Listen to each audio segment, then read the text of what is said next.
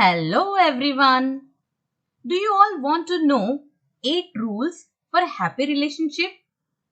Yes, the first one, both should not get angry at the same time. The second rule, never bring mistakes of your past. Third rule, never yell at each other unless the house is on fire.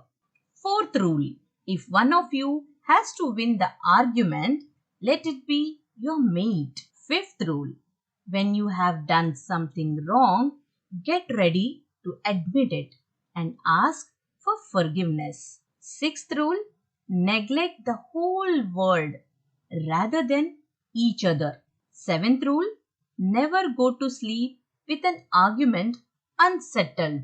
Eighth rule, try to compliment at least once every day to your partner.